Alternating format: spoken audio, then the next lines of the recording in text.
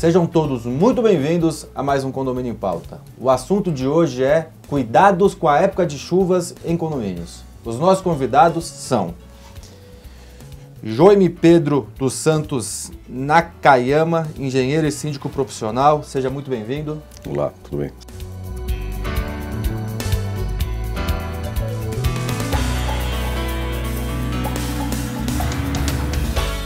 E Maurício Faria, também engenheiro e também síndico profissional. Seja muito bem-vindo. Muito obrigado pelo convite.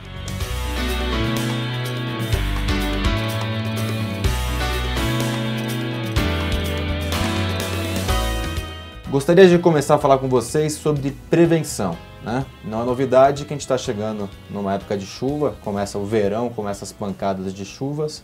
Eu queria saber o que vocês, como síndicos profissionais e como engenheiros também, de conhecimento, fazem o pré-preparatório para encarar esses momentos que estão chegando, começando por você, João, por favor. Opa, obrigado. Eu penso que a gente já começa da parte do seguro do condomínio. A gente tem que pensar num seguro com uma cobertura ampla e com o cumprimento de todas as obrigatoriedades, entre elas o AVCB, porque se a gente não estiver com ele em dia, também podemos ter problemas com o seguro. E é claro, como você disse, das manutenções preventivas, né?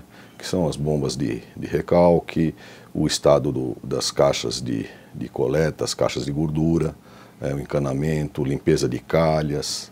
Você falou no primeiro momento de cumprir com as obrigações para caso aconteça alguma coisa, o seguro cubra o que possa ter sido danificado. Eu entendo, inclusive, que não é na sindicância só para você cumprir a lei. É porque a lei está embasada no mínimo necessário, de certa forma. Sim. Dentro do AVCB você tem lá o para-raio, o sistema de para-raio. Esse, independente do cumprimento, eu gosto de constar com um laudo mais abrangente, mais específico, não só aquele pro forma. E o seguro, caso não seja cumprido, o seguro pode e muitas vezes não paga o que foi danificado. Deixa eu entrar de novo na área, você começou a falar de uma área estrutural. Limpeza de calha. Dos ralos, das grelhas, calhas, telhas, até o caso de condomínios que tem a caixa de água exposta, as tampas de caixa d'água, né? Que não temos que pensar só na chuva, tem o vento da chuva, né? Que ele também cria uma pressão lateral no prédio e você pode pôr fissuras que não foram consertadas, né?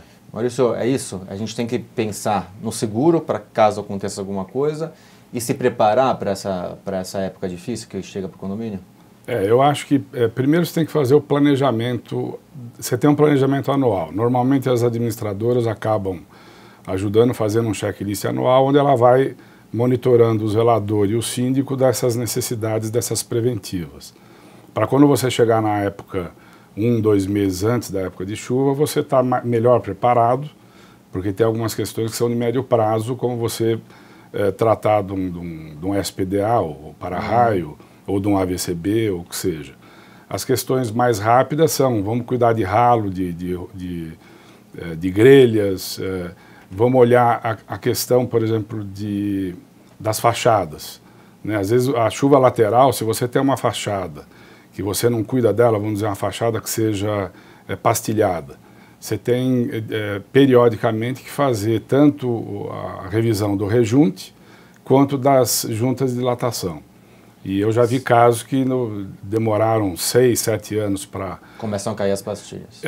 Além de cair a pastilha, na junta de dilatação acaba acumulando água e acaba infiltrando água para a parede de dentro dos apartamentos, né? E isso pode virar uma obra... Isso vira uma obra grande, é uma obra grande e cara, né? Então você tem aí também, dentro dessa prevenção, fazer a verificação do grupo gerador, se você tiver no teu prédio.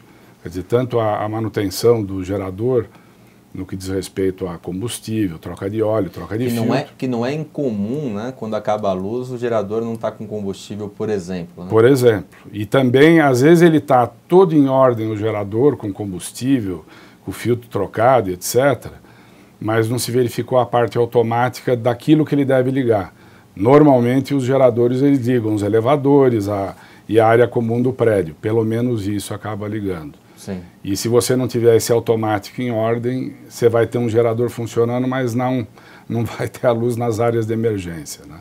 Eu posso, voltando para você, João, dizer que, na verdade, nós temos que, como síndicos, né, cumprir as obrigações e prezar pelo funcionamento do condomínio. Então, que nessa época de chuvas, na verdade, se você tiver feito a lição de casa o ano inteiro, quando chegar nessa época de chuva, não vai ter grandes problemas, vai ter problemas eventuais, obviamente, porque a gente está falando de fenômenos naturais, mas você não vai ter grandes problemas. O que não dá é para esperar chegar a época de chuva e começar a correr atrás de tudo, correr atrás de obrigações e correr atrás de manutenção. Seria mais ou menos isso? Exatamente isso. As preventivas, né, elas barateiam muito as corretivas, principalmente nesse tipo de situação, onde uma preventiva barata é a comunicação, onde a administradora pode ajudar bastante com isso, né? Mandando a previsão nos apps que hoje em dia existe, por e-mails, né? Com alertas, lembrando de manter as janelas fechadas, né? Por exemplo, teve um condomínio aí que a cobertura estava vazia, sem morador, mas estava sob visita de corretores interessados, né, para compra ou locação. E não se atentaram para a limpeza do ralo desse condomínio. E numa das visitas, o corretor deixou a janela aberta. Com essa chuva, né, inundou o apartamento, né, como era a cobertura, demorou-se um tempo. Quando começou a escorrer água pelos elevadores e parou o elevador, é que fomos ver o que estava acontecendo. Né? 12 mil reais de despesa e 3 meses o elevador parado, que era um prédio antigo. Que é muito pior do que os 12 mil, né? Porque exatamente, exatamente. De 2 elevadores que tinham condomínio, só 2. Se tiver uma idosa que exatamente, esse era o problema, E é claro que nesses 3 meses o outro elevador também tinha seus problemas e quebrava, sim, né?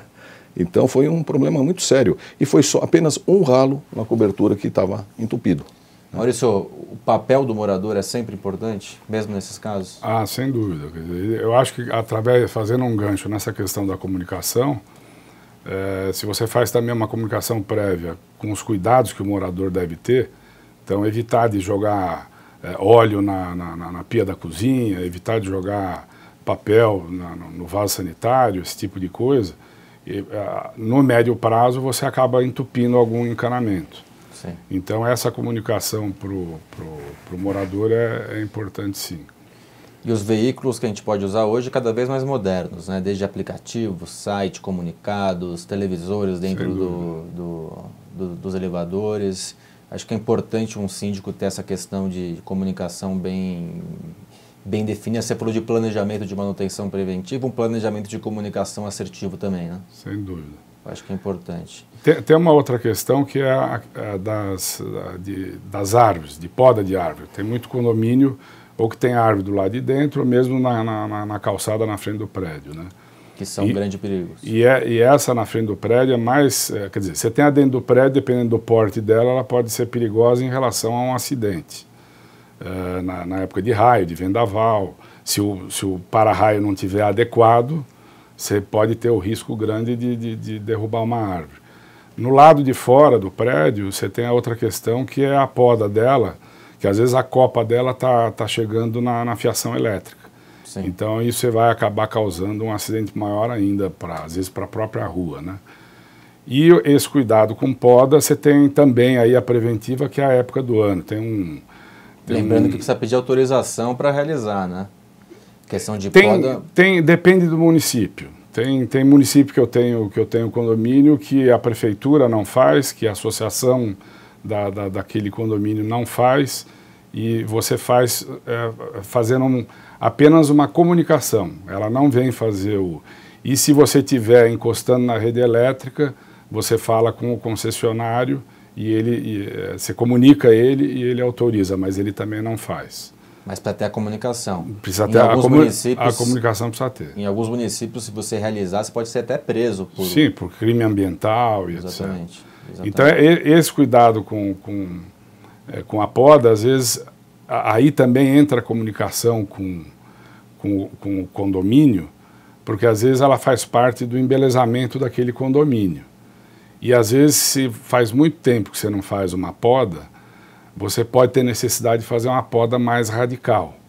E aí você pode ter problema com os moradores porque você tirou o embelezamento daquelas árvores. Mas às vezes ela é necessário. E a época que se faz isso, quer dizer, normalmente diz que o ideal é você fazer nos meses que não tem R.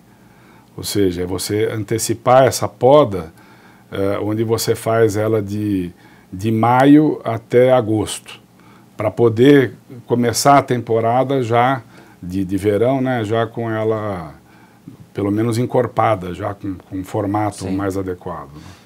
Tem alguns assuntos que eu queria tratar com vocês, como acidentes, por exemplo, piso molhado, pode ser responsabilidade do síndico, doenças como dengue, por exemplo.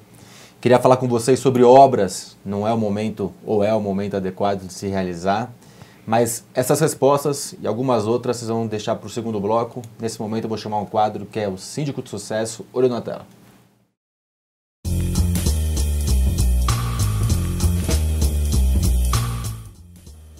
Olá, sou Regina Prado, advogada e síndica profissional na cidade de São Paulo, no bairro do Tatuapé. Eu já atuava como advogada na área condominial e o meu condomínio, o condomínio onde eu resido, ele estava passando por diversos problemas de gestão e aí eu passei a ser subsíndica e nós tínhamos uma diversidade de problemas. Eu comecei a tomar a frente em muitos problemas. Foi quando o próprio condomínio, o conselho, viu que o síndico anterior não dava mais e me convidou a ser síndica e eu aceitei o desafio da sindicatura no condomínio onde eu resido.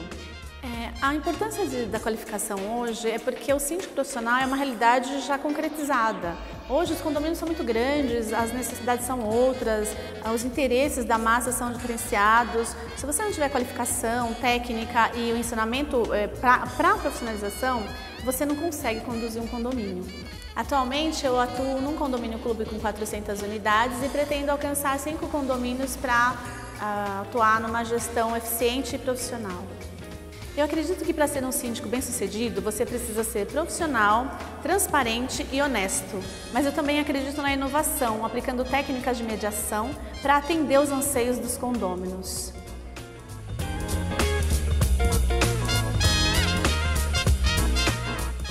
Bom, estamos de volta. Já deixei algumas perguntas no ar para vocês, perguntas muito importantes. E você que está em casa terá essas respostas e muito mais na sexta-feira. Até lá!